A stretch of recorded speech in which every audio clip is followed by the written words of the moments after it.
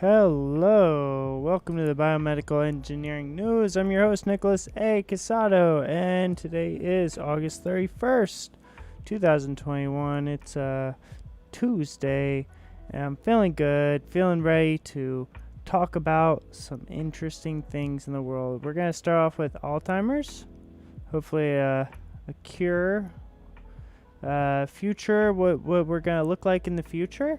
We're going to talk about how to speak better, I know I could use that. Maybe more pronunciation, more words we could use. Then we're going to get into infrared health tracking and how they're using it on animals and maybe us. And then for our biohack of the day, we're going to get into vitamin D solutions for COVID or just in general. And let's get right to it. I'm stoked to be here.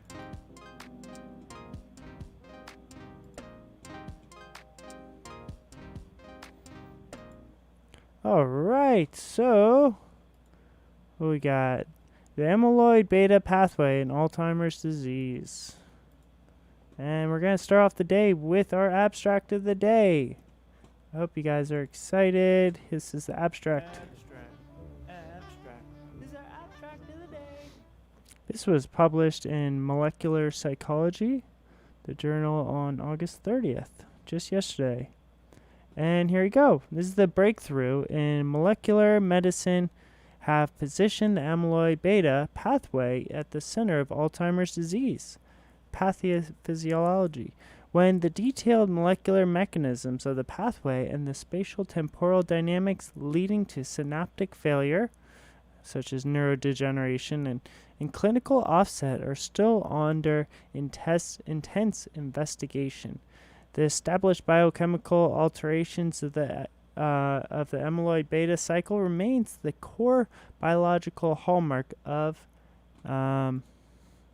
AD, which is Alzheimer's disease, and are promising targets for the development of disease-modifying therapies. Here we systematically review and update the vast state-of-the-art literature of the amyloid-beta science with evidence from basic research studies to human genetic and multi-model biomarker investigations, which supports a crucial role of amyloid-beta disohomeostasis,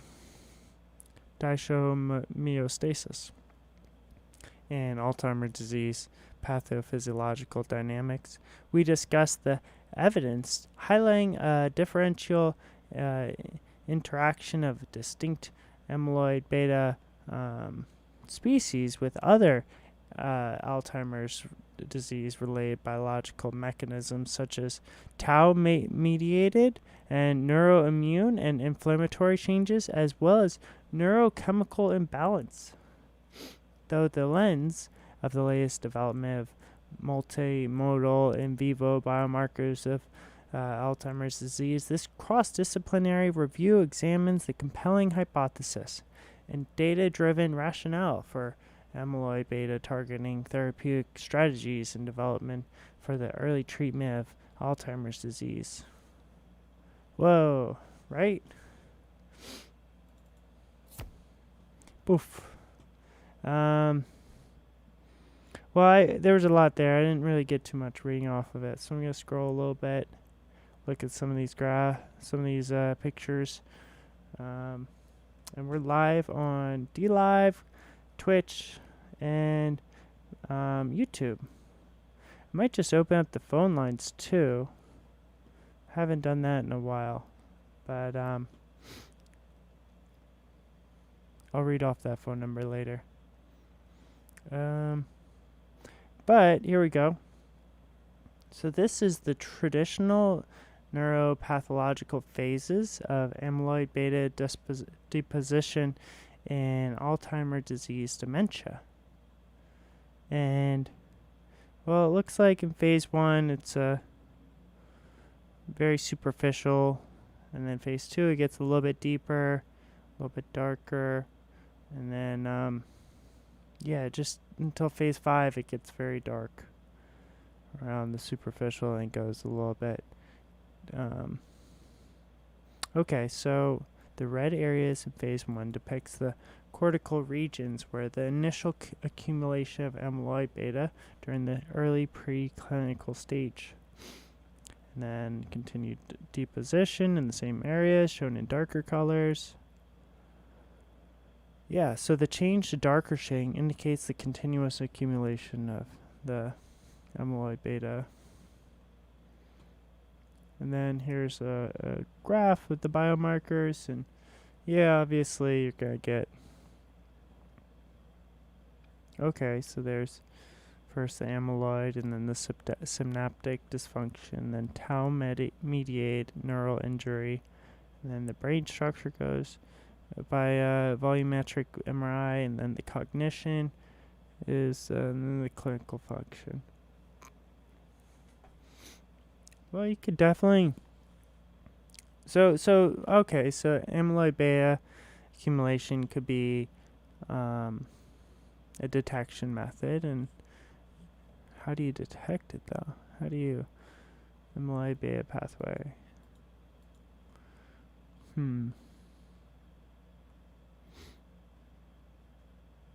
Okay, so there's a link between the allele and brain accumulation, potential protective role, epigenetic, transcriptional, and post-translational alteration of APP and related genes.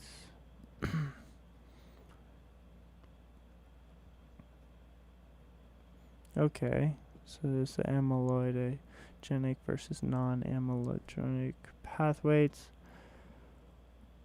So the amyloid precursor protein is a single transmembrane protein.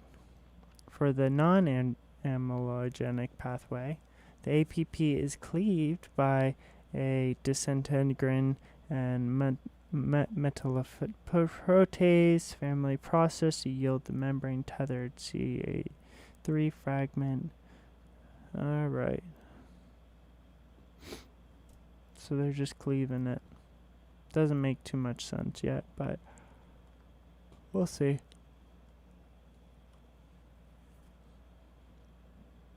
I'm gonna do a search for the amyloid beta and see if they got any better. Alright, so amyloid beta denotes peptides of 3643 amino acids that are the main compound of the amyloid plaques found in the brains of people with Alzheimer's. The peptides derive from the amyloid precursor protein, which is cleaved by beta 6. Yeah, so that's what we were just seeing. How's this new?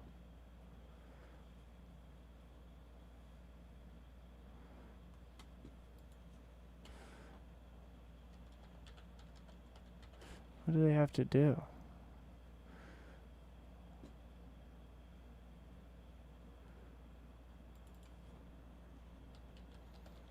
How do you sample this amyloid?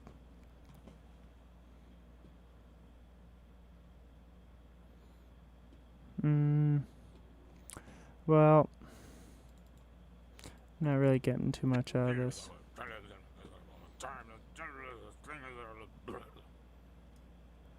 You could do a magnetic resonance spectroscopy.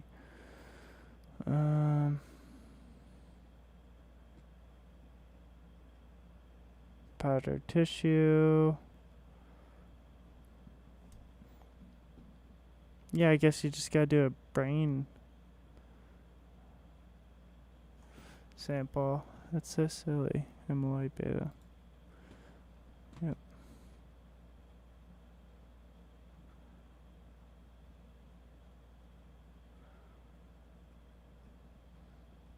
Alright, so there's some intervention strategies. So researchers in Alzheimer's disease have identified several strategies as possible interventions against the amyloid. So there's beta secretase inhibitors, and these work to block the first cleavage of APP inside the cell at the endoplasmic reticulum. That was the picture with the snippet that we were just showing on the screen. You guys remember that. Then we have or gamma 6 rays inhibitors. These work to block the second cleavage of APP and would stop the subsequent formation of alpha beta and toxic fragments. Selective alpha beta 42 lowering agents. These moderate the gamma 6 rays to reduce the AB beta to produce in favor of shortened A. Okay. So there is immunotherapy. There is anti-aggregation agents. There's modulating cholesterol homeostasis. There's Melanotan2, which is an Alzheimer's drug, which has received widespread approval in a non-competitive N-methyl NMDA channel blocker by binding to the NMDA receptor with a higher affinity than the magnesium ions. And then there's Norvaline, which is a candidate drug for the treatment of Alzheimer's. Is a arginase inhibitor, which readily closes the blood-brain barrier and reduces arginine loss in the brain. The Amyloid-Beta deposition is associated. Yeah, alright. I'm not getting too much out of it, but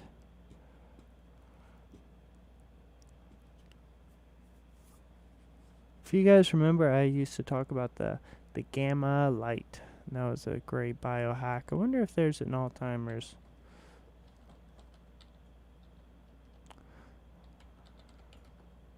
Biohack. I spelled it wrong. Alright, Ben Greenfield. We love him. Biohacking Alzheimer's, age reversal, young blood, stem cells, exosomes, and more.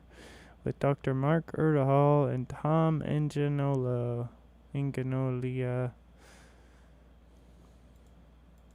Alright, so there's a whole podcast.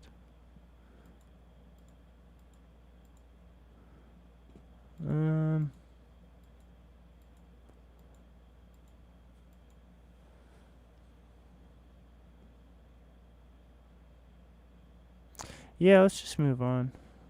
There's NAD treatment, brain research, cell line, preserving patient compound medication. Yeah, let's move on.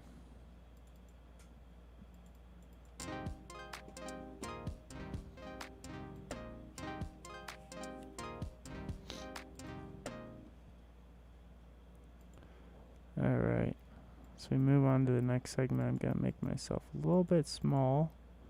That way we can check out the whole truth, nothing but the truth, and this is the truth behind the human body in the future. Get excited. This is a creepy video, and we're going to watch it real quick. When you think... Oop. I don't know if you guys can see this on the screen, but there's a little crazy little impish monster. It says 3021, and it has us, some young preteen. This girl is way too young to be in the... Yeah, okay. When you think about the ideal body, how do you imagine it? Probably many have now painted in their heads a beautiful, slender girl with blue eyes, chiseled waist, and long legs. Such a body is really attractive, although from the point of view of evolution, it's simply terrible. First, let's remove the girl's hair. Make the hips narrower. Shorten the legs. Slightly increase the size of her feet. Reduce the size of the head. Remove a few extra organs, such as the appendix, and unnecessary muscles in the hands and tailbone. There it is. The ideal body. But you say, we just got an ugly woman. Don't rush to judgment. After all, This body type is ideal from the point of view of evolution. It's much more adapted to survival on our planet. Why? Let's figure it out. In fact, such a body is still far from ideal. Oh my gosh, this is 13 minutes. Do you guys want to watch all this? I don't know if I want to. But alright, so they got the short squat lady, but I'm waiting for the baby popping out of the belly, and you should have seen this graphic. It was pretty weird. Alright, well, let's keep going.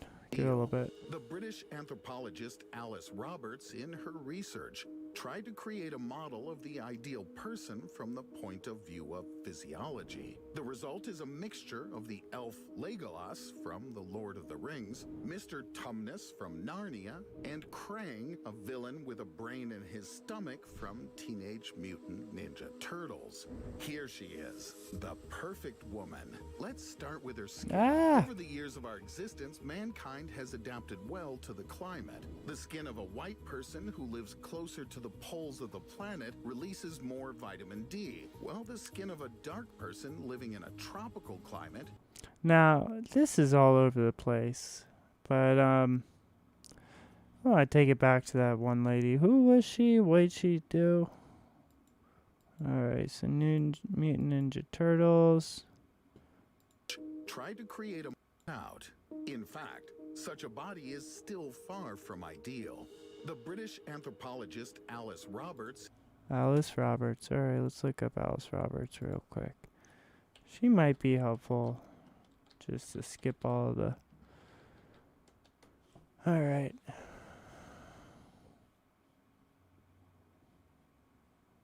Prehistory of Britain in 7 Burials. It's a new book. Yep. Buy the book, buy tickets, ancestors. It's tickets to it. An Evening with Alice Roberts.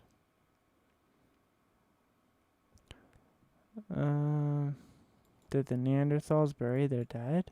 Why was a man from the Alps buried in Wiltshire 4,000 years ago? How is genetics revolutionizing what we know about the deep past? What does all this mean for us today?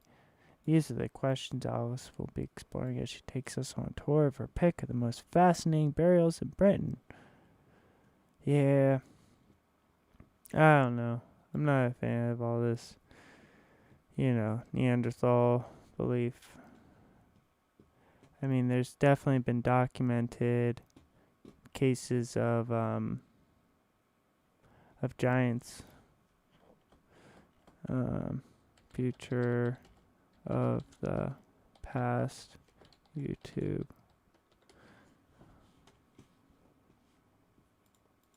So this is a YouTube channel that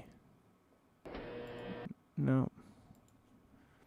Future of the past. Yeah, she's so much fun. She just she's so sweet. British girl. Giants. How about, let's see if they got any giants. Nope. Yeah, but there's so many things on giants. Biggest real-life skeletons unearthed.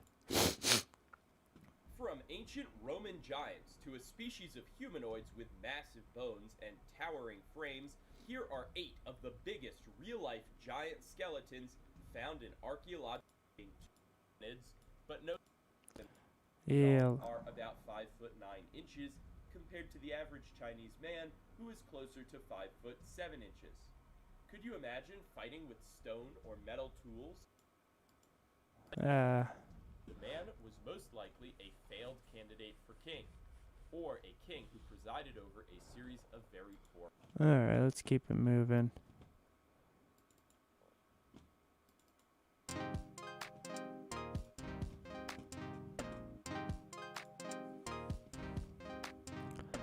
Alright, I hope you guys are ready, because I use a lot of the same words over and over again, and there was this recent time where I got called out for saying the same thing over and over again, and I didn't even realize we go on autopilot so easily, and I was like, I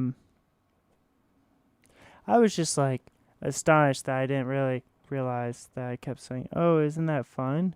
I would say, "Oh, that's fun," and I would say it over and over again, and it was very frustrating because I definitely thought I was doing better, but apparently I wasn't. And I found myself saying it over and over again. And, well, this article doesn't count towards that, but this is 7 words and phrases that make people think less of you professionally.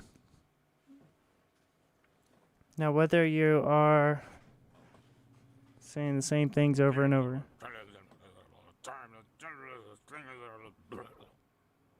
or you're just, have these things. I can't. Very. So the first one is I can't. Believe you, and a better one would say, I say rarely because some things are inarguable truths. You can't say, I can't float. Well, rarely do I float. Maybe people might recognize that because you might one day float or, astral project. All right, 2, very. This one's just lazy and more to the point. So there are far more effective adjectives and modifiers that can be used in the place of very. So instead of saying someone is very capable, describe them as skillful. Or if you're saying I'm very tired, say I'm exhausted. These better words might have more meaning. The deeper you go with it, you might be able to find some. All right, that's not my job. It's an inherent problem. That's not my job. It often implies a task is beneath you. So even if you feel it is, consider a more productive response that contributes to accomplishing the intended goal. Somewhere else to consider bigger opportunities down the line. 4, I don't have time. File this in the non-productive column. So you gotta be, accommodating. And if it's coming from above, your bandwidth is really stretched, then you gotta present your current list of tasks and ask if there's something you should deprioritize in order to accommodate the new task. It's probably true. I'm always like, yes, what else can I do? 5, you'll have it soon. Soon isn't quantifiable. So you gotta use more specific terminologies. You'll have it by Wednesday or Thursday at the latest. Number 6, we should. So we should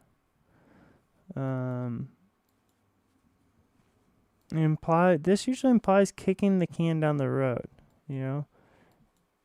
We should only be used in conjunction with the definitive. All right, and the last one, I don't know. I don't know is a dead end. Well, it's improved and followed by a commitment to find an answer. A better approach is to provide the information you do know. So I don't know when the shipment will arrive. So instead of saying I don't know when the shipment will arrive, you could say the shipment was scheduled to arrive on Monday. I will follow up with the carrier for an update and come back to you by the end of the day. Bam.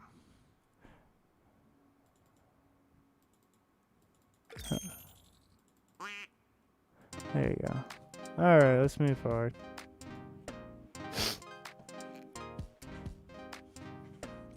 Well, I definitely was confused. I was like, how do I stop saying these things over and over again? And a lot of the, things I looked up, they're like, why? Does it really matter that much to you? People shouldn't be changing the way. And they even gave this great example of somebody, like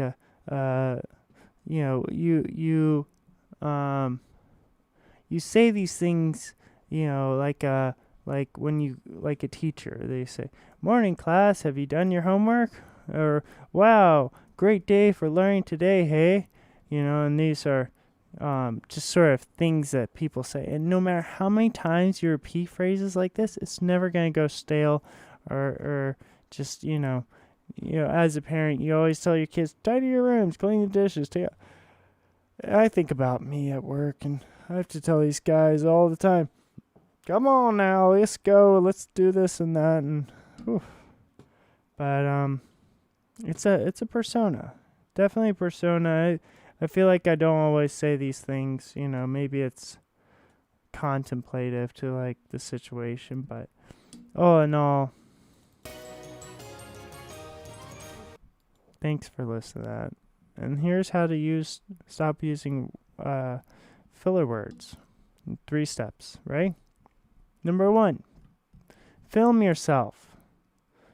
So if you see yourself say like, so you could just put on a camera and film it and see how many times you do it.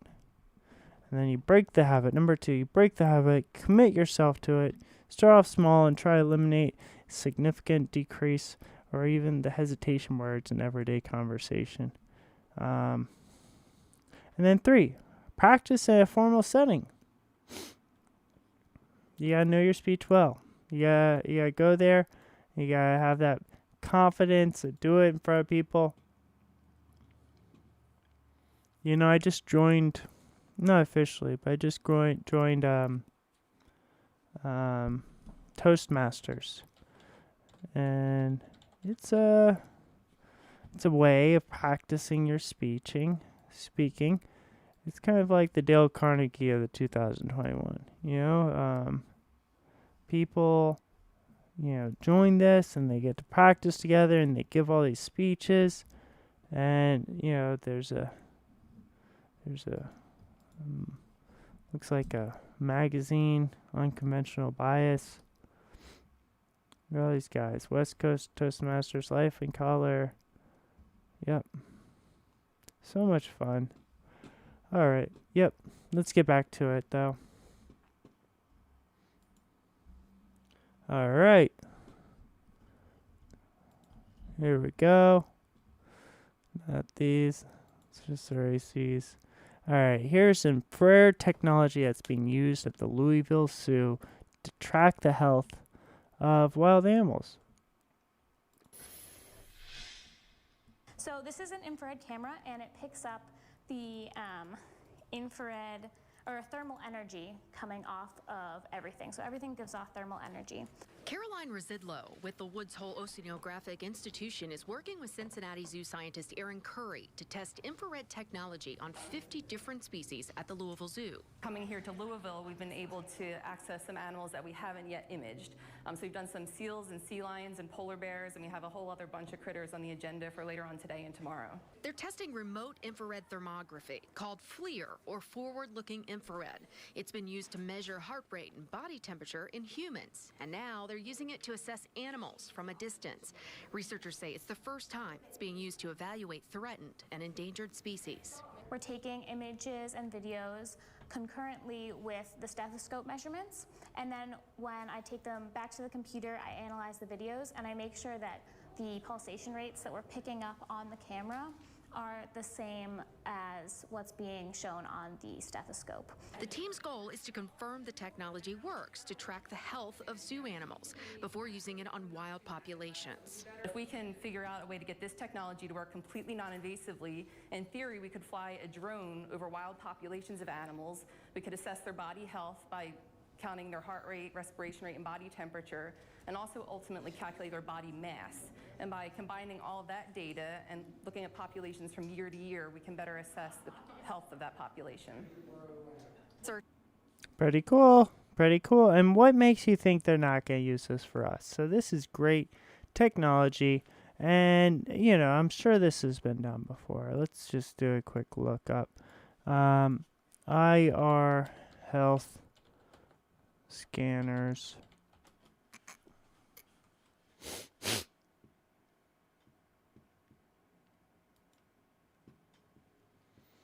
Thermal imaging systems. This is by the FDA. So, okay, so this is accurately measure someone's surface skin temperature without being physically close. Right, so that's the IR guns limitations of thermal. These systems may be in use for initial temperature assessment. These systems have not been shown to be effective when they used to take the temperature of multiple people at the same time.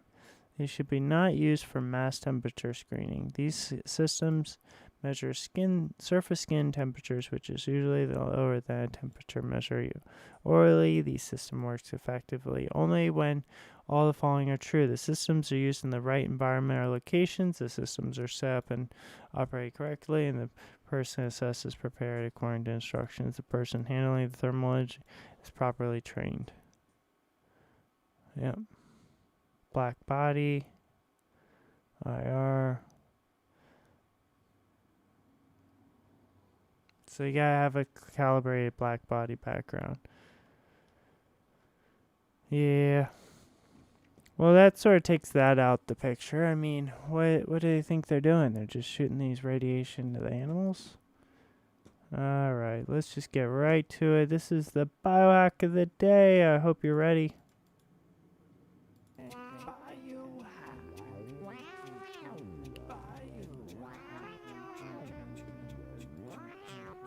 They looked at the data and they said, is it consistent? And they said, our statistical test tells us that this data is kind of all over the map. And then they said, okay, which studies are creating the inconsistency? And then they took them out. Now, that's not what you're supposed to do with heterogeneity when you find it.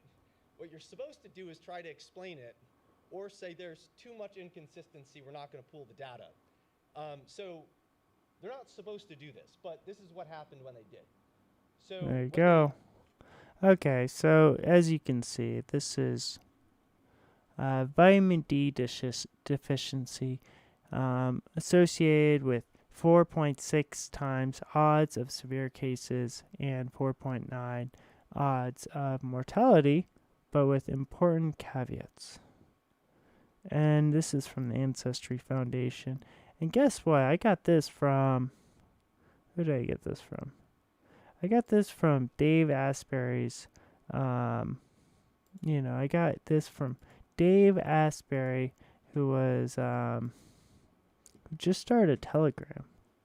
And this is where you want the good stuff. Dave Asbury's... I think I've talked about him enough to know that he's on a sick one. He is full on a sick one. He is trying to get the word out. He doesn't want to lose his thing, so I respect it. And I think this points out a good thing. Vitamin D, very crucial. Get it through your skin. And what else? Well, there's a big there's many ways of getting more, maybe like from TexasRealFood.com, optimizing your vitamin D absorption and vitamin D supplementation. So, all right, so here we go. Vitamin D is a fat-soluble steroid human hormone that controls expression over 1,000 genes in our bodies and bone formation. UVB radiation from the sun helps synthesize vitamin D, and the presence of healthy fats encourage optimal absorption of the vitamin. Yep, while you may be getting exposed to ample sunshine every day, there are several factors that may inhibit the amount of vitamin D that our body produces. And yeah, I definitely feel this. Sunscreen blocks the radiation needed for vitamin D synthesis. And it's great if you're going to use it and you're going to be out in the sun, get the non-nano sunscreen. Non-nano zinc. Yeah. Zinc with zinc oxide. Is that what you want? Nano versus non-nano zinc. Yeah, you want the non-nano zinc. Because well, the nanoparticle,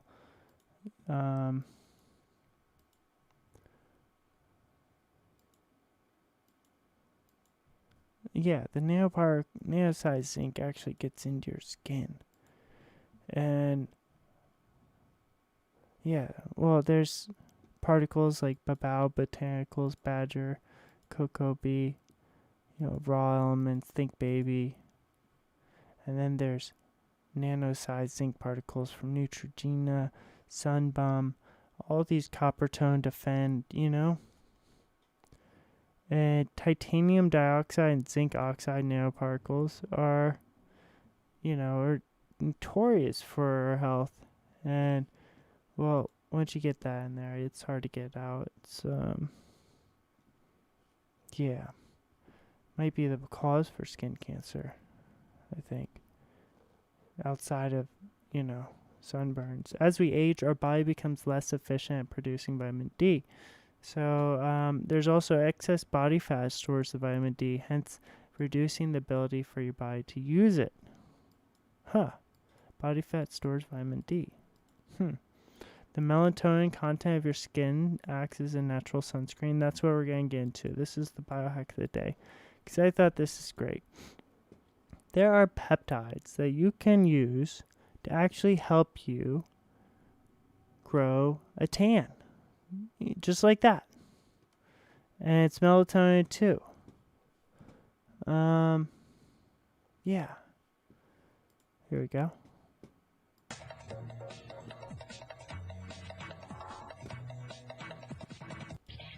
It's claimed it can make you think that sounds too good to be true, and maybe it is. It's been tagged the Barbie drug because it's claimed it can make you thin and tan just like the doll herself, if that's your ideal, of course. Plus, as an added bonus, it's said it increases your sex drive too. But what are its side effects? And does Melanotan2 really work? In the US, the FDA has just urged consumers to stop using it, saying this product is being marketed and sold illegally, which is pretty unequivocal. But the doctor trialling it here claims it works and it's safe. Simon Shepherd reports. Pretty interesting, right? Getting out in the sun. A rare and risky thing for Nikki Burnett. Sounds like Australia. She's almost translucent. Been called the glowing one. Sometimes I have friends that tell me to go stand in the corner because it's dark over there. Yeah, a lot of jokes going my way. It's been a life of covering up or keeping in the shade. When was the last time you think you had a tan? Probably when I was about 8 years old. 8?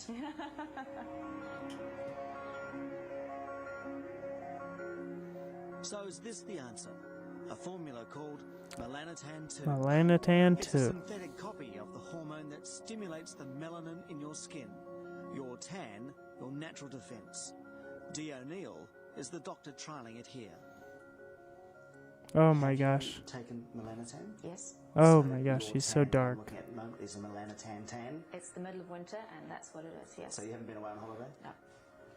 Melanotan How are tan. you? Take a seat. She's very dark. Unlike Dee, Nikki is far fairer. After doing her checks on the formula, she's agreed to be a guinea pig. A Excellent. guinea pig. Sure. Over 3 weeks, Alright, Nikki right will into the have a fatty daily stomach. injection. Here you go. Didn't even feel that. How did that feel?